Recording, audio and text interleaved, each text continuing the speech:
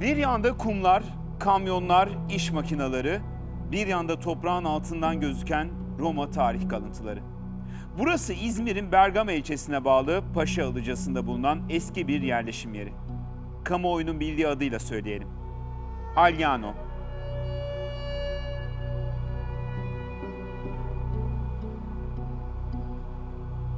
Agliano son aylarda Türkiye'nin en çok konuştuğu, en çok tartıştığı antik kentlerden biriydi. Ama tarihi zenginlikleriyle değil, baraj inşaatıyla, bakanların açıklamalarıyla, zincirli eylemlerle Türkiye'nin gündemine tarihin derinliklerinden geldi oturdu. Tüm davaların ve tartışmaların sonucunda tarih, kum kamyonlarıyla tanıştı.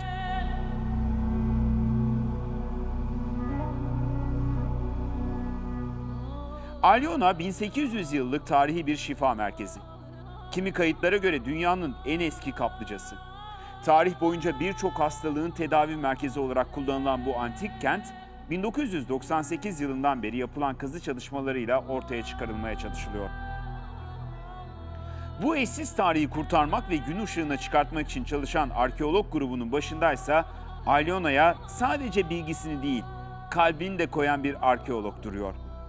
Ahmet Yaraş 1998 yılında uzman arkeolog olarak Bergama Müze Müdürlüğü'ne getirildi.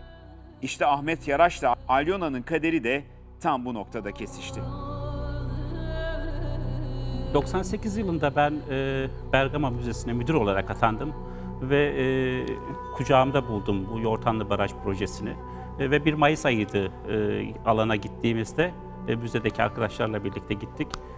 Paşa Ilıcası diye bilinen bir yerde tamamen etrafta tütün fideleri vardı, buğday başakları vardı.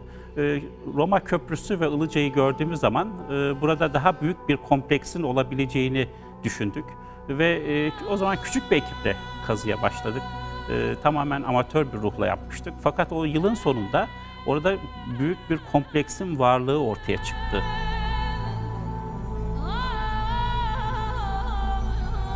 Ahmet Yaraş kurduğu kazı ekibiyle birlikte bir tarih hazinesini ortaya çıkartmak için çalışmalara başladı.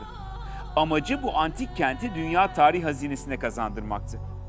Fakat o ve ekibi çalışmalara devam ederken aynı bölge için bir sulama ve baraj projesi de hayata geçirildi. Bu projeye göre Agliano sular altında kalıyordu. Ahmet Yaraş yılmadı. Agliano için sadece doğa ile değil, bürokrasiyle de mücadele etmeye başladı. 2001 yılından itibaren Koruma Kurulu sit alanı ilan ettikten sonra yapılmış olan aslında bütün ihaleler bizce yasa dışıydı. Çünkü orası birinci derecede sit alanı olduktan sonra ihalelerin yapılmaması gerekiyordu. Ama ne yazık ki 2005 yılına kadar devam etti. Biz de kazıya bu arada devam ettik. 2006 yılından itibaren size para da vermiyoruz dediler. Kültür Bakanlığı bir şekilde ödenekleri kapattı. 2006 yılında alınan bir kararla Agliano'da yapılan kazılar durdurulunca bu antik kenti tüm Türkiye'ye tanıtmak için çalışmalara başladı. Sivil toplum kuruluşlarını, medyayı harekete geçirdi. Sadece bir arkeolog olarak değil, bir Agliano gönüllüsü olarak kendisini bu işe adadı. 2005 yılında bütün yıl boyunca, yani kazı sezonu boyunca öyle diyeyim, makarna yediğimizi hatırlarım. Öyle mi? Niye? Yani bir para yok, gelmiyor bir türlü. Ne yazık ki bakanlığımız da Eylül aylarında genellikle parayı gönderiyordu. Zaten Ekim'de kazıyı kapatmak zorunda kalıyorsunuz. Yani Ve tüm arkeologlar makarnaya talip. ya o gün ismini vermeyeyim, bir firmanın yöneticisi alanda geziyordu. Sabahın işte 8'i falan İzmir'e doğru geliyormuş. Basından duymuş. Etrafı gezerken ben de alandan çıkartmak için gittim yanına. İşte gezdirdim, çok hoşlandı. Benden ne istersiniz dedi. Dedim yiyecek bir şeyimiz yok şu anda. Ya inanamıyorum bu dediğinize. Bir kamyon makarna gönderdi bize. Yani o 2005 yılında yediğimiz makarnanın haddi hesabı yoktur.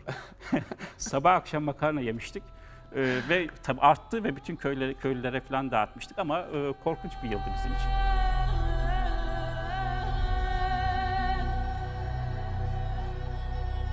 Ahmet Yaraş ve ekibinin bugüne kadarki yürüttüğü kazılarla 10.000'e yakın taşınabilir eser antik kentten çıkartıldı ve Türkiye'nin tarih hazinesine eklendi. Ancak bölge için hazırlanan sulama projesi ve baraj inşaatının hayata geçmesi için Alyona'da yapılan kazılar geçtiğimiz aylarda durduruldu.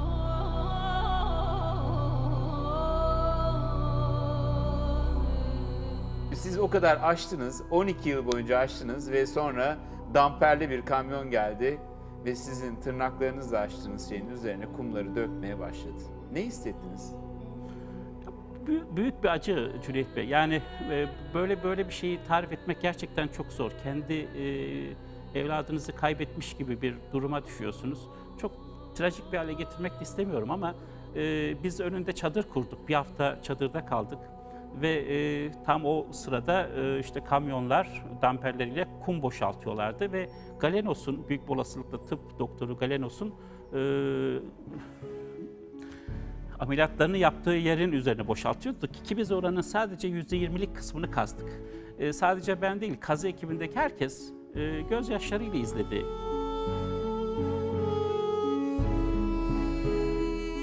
Ahmet Yaraş ve ekibi 1800 yıllık taşınmaz eserler, köprüler, hastane olarak kullanılan birçok alan su altında kalmasın diye halen mücadelesine devam ediyor. Ahmet Yaraş, Alyona için girdiği bu yolda bıkmadan, usanmadan çalışıyor.